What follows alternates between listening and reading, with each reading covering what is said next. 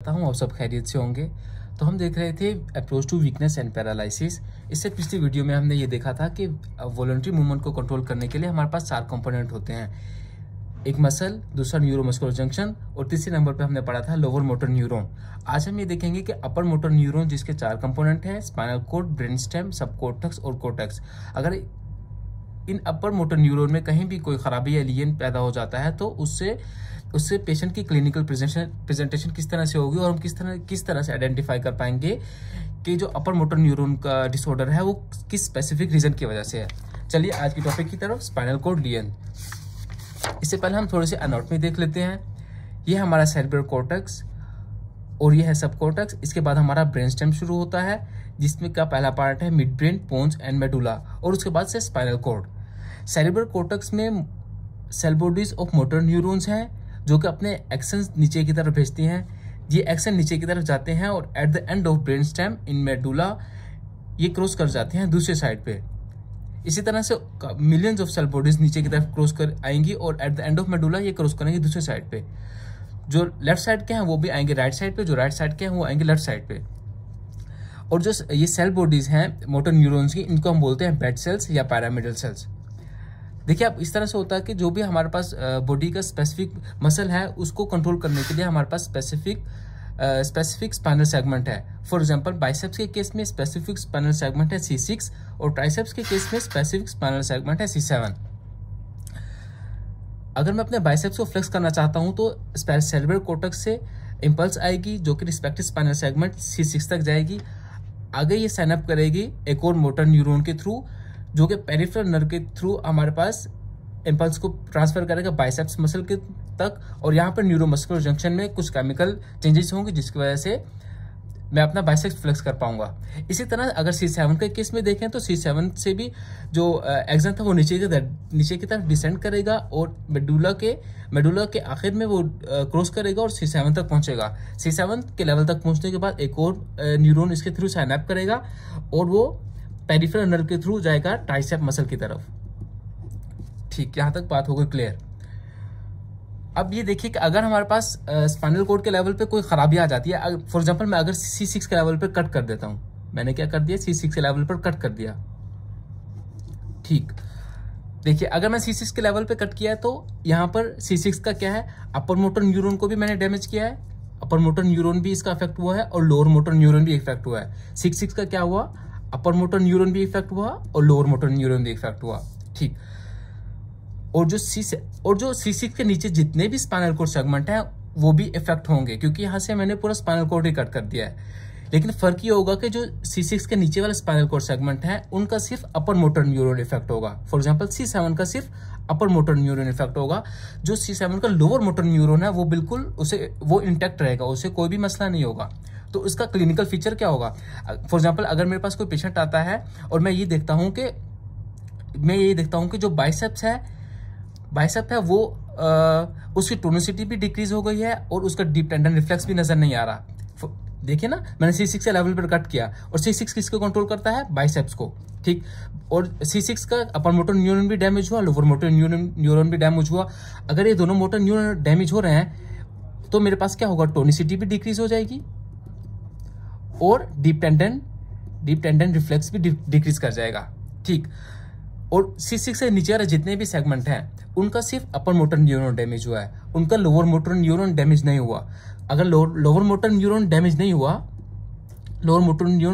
हुआ तो उस केस में हमारे पास क्या क्लिनिकल फीचर्स होते हैं पेशेंट के, उस केस में हमारे पास टोनिसिटी भी इंक्रीज हो जाती है और डीप टेंडन रिफ्लेक्स भी इंक्रीज कर जाता है। क्योंकि हमने पिछली वीडियो में ये बात अच्छे से समझी थी कि जो लोअर मोटर न्यूरॉन है वो टोनिसिटी और डीप टेंडन रिफ्लेक्स को इंक्रीज करवाते हैं।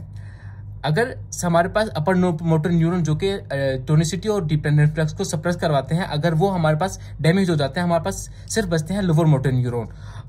ठीक, और लोअर मोटर न्यूरॉन अगर हमारे पास सिर्फ बचते हैं तो वो टोनिसिटी और डीप टेंडन रिफ्लेक्स को हमारे पास इंक्रीज करवाते हैं। तो अगर मैं स्पाइनल कॉर्ड को C6 के लेवल पर कट करता हूं तो मैं उस पेशेंट में यही देखूंगा कि जो बाइसेप्स को जो स्पाइनल कॉर्ड सेगमेंट इनर्वेट कर रहा है उसकी टोनिसिटी और डीप टेंडन रिफ्लेक्स दोनों ही डिक्रीज कर गए हैं। उससे नीचे वाले जितने भी सेगमेंट हैं उनमें टोनिसिटी भी इंक्रीज है और डीप टेंडन रिफ्लेक्स भी इंक्रीज है। तो इससे मुझे पता चल पाएगा कि जो जो बिल्कुल एग्जैक्ट प्रॉब्लम है वो 6 के लेवल पे है। ठीक, एक ये बात हो गई। दूसरी बात ये कि इसी तरह से सेंसरी लॉस भी होगा हमारे पास। अगर हम स्पाइनल कॉर्ड को कट कर देंगे तो जो ट्राइसेप्स की सेंसरी सेंसेशन है वो भी ब्रेन तक नहीं पहुंच पाएगी, जिसकी वजह से हमारे पास सेंसरी लॉस भी होगा। ओके, पहला पॉइंट हम ये देख लेते हैं कि horizontal motor loss. Horizontal motor loss का मतलब यह है कि अगर मैं C6 के लेवल पर कट कर देता हूं तो जो दोनों ही अपर लिम्ब को इफेक्ट करेगा। ये दोनों ही अपर लिम्ब की मोटर सेंसेशन लूज हो जाएगी। ठीक, अब हमारे पास 2 पॉइंट्स और समझने वाले हैं। वो ये है कि एक होता है ब्रेकियल प्लेक्सिस और एक होता है लंबोसैक्रल प्लेक्सिस। ब्रेकियल प्लेक्सिस जो होता है वो रेंज करता है, ब्रेकियल प्लेक्सिस रेंज करता है C5 से T1 तक। ठीक, C5 से T1 तक क्या है हमारे पास, ब्रेकियल प्लेक्सिस यहां तक। ठीक, और लंबोसैक्रल प्लेक्सिस जो है वो हमारे पास रेंज करता है T12 से S4 तक। ठीक, T12 से S4 तक है हमारे पास लंबोसैक्रल प्लेक्सिस।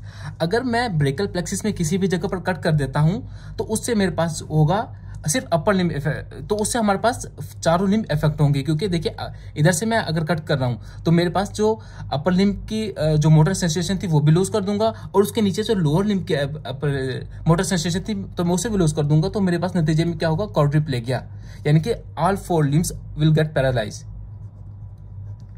क्वाड्रिप्लेगिया। और अगर मैं कट कर देता हूं लंबोसैक्रल प्लेक्सिस के किसी भी पॉइंट तक, फॉर एग्जांपल मैंने T12 के लेवल पर मैंने कट किया, तो उससे मेरे पास जो अपर लिम्ब की मोटर सेंसेशन है वो तो लूज नहीं होंगी, सिर्फ हमारे पास लोअर लिम्ब की मोटर सेंसेशन लूज होंगी, और उस कंडीशन को हम बोलते हैं पैराप्लेगिया। यानी कि हमारे पास दोनों लोअर लिम्ब की मोटर सेंसेशन लूज हो गई है, तो इस चीज को हम बोलते हैं हॉरिजॉन्टल मोटर लॉस, जिसमें हो सकता है क्वाड्रिप्लेगिया भी हो सकता है और पैराप्लेगिया भी हो सकता है। क्वाड्रिप्लेगिया तब होगा अगर मैं T10 से ऊपर तक अगर मैं स्पाइनल कॉर्ड को कट करूंगा तो मेरे पास होगा क्वाड्रिप्लेगिया, और अगर मैं T10 के से नीचे के लेवल पे अगर कट करूंगा स्पाइनल कॉर्ड को तो हमारे पास पैराप्लेगिया देखने को मिलेगा। और दूसरे नंबर पे हम दूसरा पॉइंट ये देखेंगे कि सेंसरी लॉस, क्योंकि देखिए ना स्पाइनल कॉर्ड हमारे पास सेंसरी सेंसेशन को भी लेके जा रहा था। अगर सेंसरी सेंसेशन को भी लेके जा रहा था, अगर हम स्पाइनल कॉर्ड को कट कर देंगे तो हमारे पास सेंसरी लॉस भी देखने को मिलेगा। फॉर एग्जाम्पल जो हमारे पास निप्पल की मोटर सेंसेशन है वो होती है T4 के लेवल पे। अगर पेशेंट के हम सेंसरी सेंसेशन चेक की, अगर वो निप्पल से ऊपर तक उसको सेंसरी सेंसेशन देखने को मिल रही है और निप्पल से नीचे उसको कोई भी सेंसरी सेंसेशन फील नहीं हो रही, तो हम ये पता करेंगे कि जो डैमेज हुआ है T4 के लेवल पे है। ठीक, T4 क्या है, निप्पल सेंसेशन। और तीसरा पॉइंट जो स्पाइनल कॉर्ड लीजन में इंपॉर्टेंट है वो यह है कि इसमें पेशेंट का ब्लैडर या फीकल इनकॉन्टिनेंस भी देखने को मिले, फीकल डिसफंक्शन देखने को मिलेगी, क्योंकि हमारे पास जो स्पाइनल कॉर्ड है ये हमारे पास ब्लैडर को भी कंट्रोल कर रहा होता है। जो ब्लैडर के स्पेसिफिक स्पाइनल सेगमेंट होते हैं ब्रेन में वो होते हैं S2, S3 और S4। अगर हम किसी भी तरीके से कट कर देते हैं C6 के लेवल पे तो जो सेंसेशन है ब्लैडर की वो भी लूज कर जाएगी और हमारे पास ब्लैडर डिसफंक्शन देखने को मिलेगी। ये हम ये देखेंगे कि अगर ब्रेन स्टेम के लेवल पे कोई लीजन होता है तो वो पेशेंट किस तरीके से प्रेजेंट करेगा। देखिए ब्रेन स्टेम के 3 पार्ट्स हैं, मिड ब्रेन, पोन्स और मेडुला।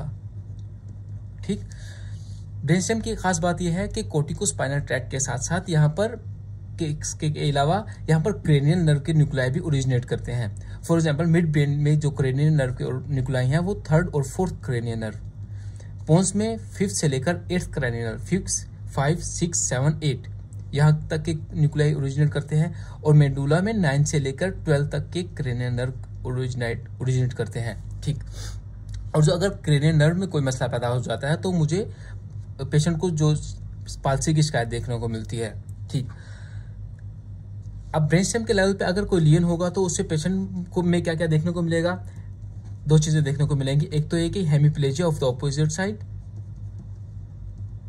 Of opposite side. इसकी वजह यह है कि जो कोर्टिकोस्पाइनल ट्रैक्ट है वो मेडुला के एंड पर आकर एक्सचेंज करता है। दूसरे नंबर पर जो देखने को मिलेगा वो हमें cranial nerve palsy of same side,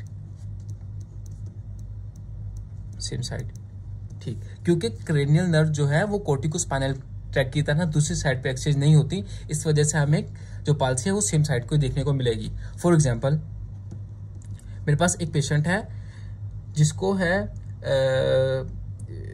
left hemiplegia, यानी कि उसकी लेफ्ट हेमिप्लेगिया और उसके साथ जो थर्ड नर्व पाल्सी देखने को मिल रही है। जो थर्ड नर्व पाल्सी है वो हमें पता चलेगा फिजिकल एग्जामिनेशन के थ्रू, ठीक। अब हम इस पेशेंट में किस तरीके से डायग्नोज करेंगे कि बिल्कुल एग्जैक्ट लोकेशन क्या है लियन की। देखिए, पाल्सी से तो मुझे पता चल गया कि क्रेनियल नर्व की इन्वॉल्वमेंट है, और क्रेनियल नर्व कहाँ पे होती है, ब्रेन स्टेम में, इसलिए प्रॉब्लम पता चल गया कि ब्रेन स्टेम के लेवल पर प्रॉब्लम है, ठीक। ब्रेन स्टेम के किस लेवल पे प्रॉब्लम है वो हमें पता चलेगा थर्ड से। अगर थर्ड नर्व पाल्सी है तो मतलब कि प्रॉब्लम जो है ब्रेन स्टेम में है, लियन मिड ब्रेन में है। अगर हमारे पास होता एट्थ नर्व पाल्सी तो प्रॉब्लम होना था बोन्स के लेवल पे, या अगर हमारे पास पेशेंट होता नाइन्थ नर्व पाल्सी का तो प्रॉब्लम मेडुला के लेवल पे होना था, ठीक। और लेफ्ट हेमिप्लेगिया से मुझे पता चलेगा कि राइट साइड पे है लियन, क्योंकि कोर्टिकोस्पाइनल ट्रैक्ट ने जो एक्सचेंज किया था, अगर लेफ्ट हेमिप्लेगिया है तो राइट साइड पे प्रॉब्लम है, अगर राइट हेमिप्लेगिया होता तो लेफ्ट साइड पे प्रॉब्लम होता। तो इस पेशेंट को मैं बिल्कुल एग्जैक्ट डायग्नोस क्या कर पाऊंगा, राइट मिड ब्रेन लियन, ठीक। यहां तक बात होगी ब्रेन स्टेम की।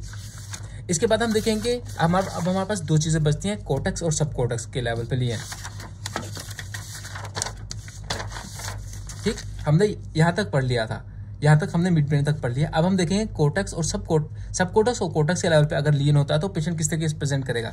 देखिए, अगर कोर्टेक्स के लेवल पे कोई लियन या खराबी पैदा हो जाती है तो उससे ये थोड़ा सा पार्ट ही इम्पैक्ट होगा, बाकी जो सेल बॉडीज हैं मोटर न्यूरॉन्स की वो इंटैक्ट रहेंगी।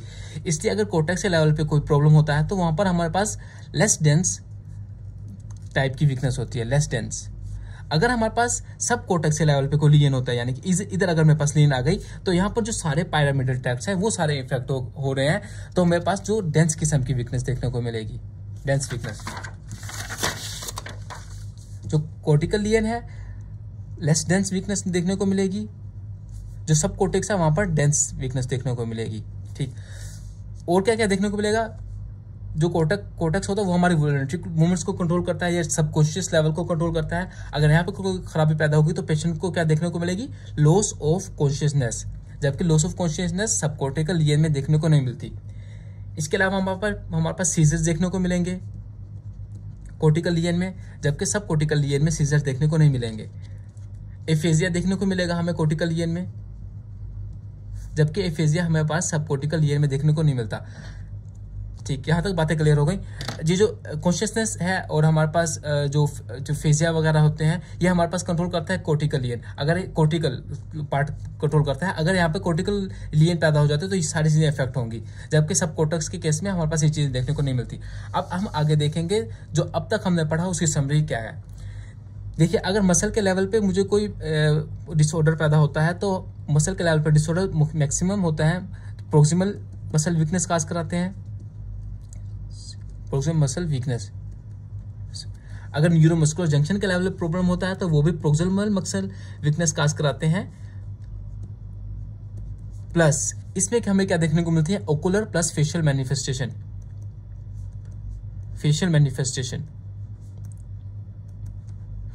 इसके अलावा इसके साथ साथ डायूरल वेरिएशन भी होती है, यानी कि सुबह टाइम जब पेशेंट उठ होगा वो फ्रेश होगा, शाम टाइम पेशेंट के न्यूरोमस्कुलर जंक्शन काम करना छोड़ देंगे क्योंकि वहां पर एसिटाइलकोलिन नहीं आ रहा होगा मिस्थेनिया ग्रेविस के केस में, तो शाम तक पेशेंट बहुत ज्यादा थका हुआ होगा। इसको हम बोलते हैं डायूरल वेरिएशन।